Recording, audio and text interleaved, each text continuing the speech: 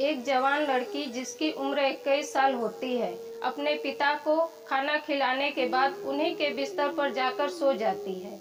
जब पिता खाने के बाद अपने बेडरूम में सोने के लिए जाता है, बेटी को अपने बिस्तर पर सोया देखकर उसे जगाता है और पूछता है, बेटी तुम्हारी तबीयत तो ठीक है ना? बेटी कहती है, मेरी तबीयत कुछ ठीक नहीं है और मुझे काफी डर भी लग रहा है।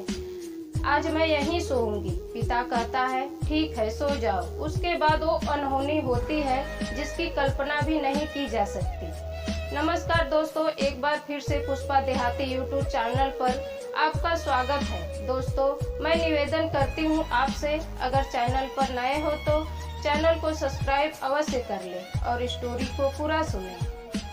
दोस्तों, आज की स्टोरी सत्य घटना पर आधारित है।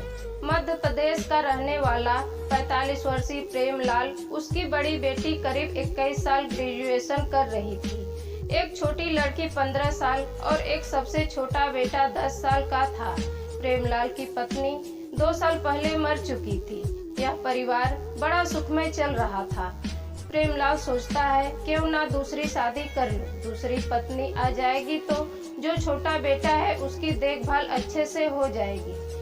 जब इस बात का पता बड़ी बेटी को चलता है कि मेरे पिता दूसरी शादी करने की सोच रहे हैं, तो बड़ी बेटी चिंतित हो जाती है। वह सोचती है, दूसरी माँ आएगी तो पता नहीं हम लोगों के साथ कैसा व्यवहार करेगी।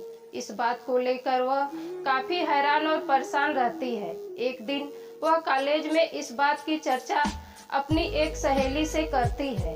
वह कहती है, मेरे पिता हम लोगों की देखभाल के लिए दूसरी शादी करना चाहते हैं। तो सहेली कहती है, तुम लोग की देखभाल के लिए वे दूसरी शादी नहीं कर रहे हैं, बल्कि वह अपनी हवस मिटाने के लिए दूसरी शादी करना चाहते हैं। अगर तुम अपने पिता के साथ हम बिस्तर हो जाओ, उनकी शारीरिक भूख मिट जाएगी तो वह दूसरी शादी नहीं करेंगे। उस लड़की की बात बड़ी बेटी के मन में बैठ जाती है।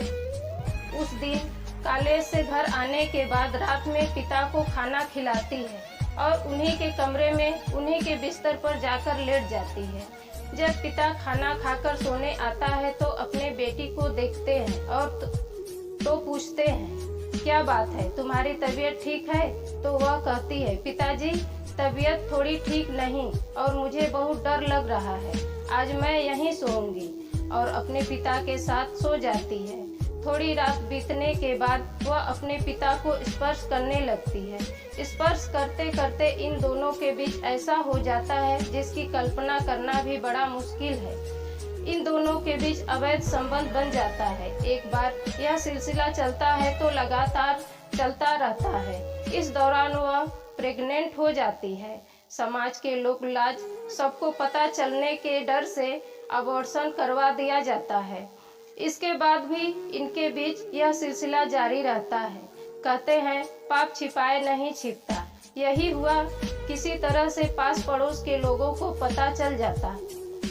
इनके संबंध के बारे में लोग आपस में कानाफूसी करने लगते हैं। आग की तरह आसपास के लोगों में यह बात फैल जाती है।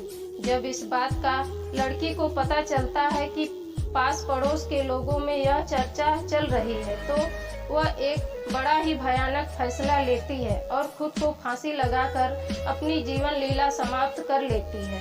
फांसी की खबर पड़ोस के लोग पुलिस को देते हैं। पुलिस मौके पर पहुंचकर उस व्यक्ति को गिरफ्तार करती है और पूछताछ के दौरान धीरे धीरे पता चलता है पिता और बेटी के अवैध संबंध के बारे में। पुलिस संबंधित धाराओं में उस व्यक्ति को जेल भेज देती है। जब यह बात सोशल मीडिया के द्वारा लोगों को पता चलती है तो लोग हैरान और परेशान थे।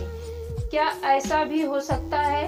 दोस्तों, इस घटना को चैनल के द्वारा सुनाने का सिर्फ एक ही उद्देश्य है, समाज को जागरूक करना, सचेत करना। किसी को दुख पहुंचाना, किसी के भावनाओं को ठेस पहुंचाना चैनल का बिल्कुल ही उद्देश्य नहीं है, बल्कि इस चैनल के माध्यम से समाज में जागरूकता फैलाने का एक छोटा सा प्रयास है।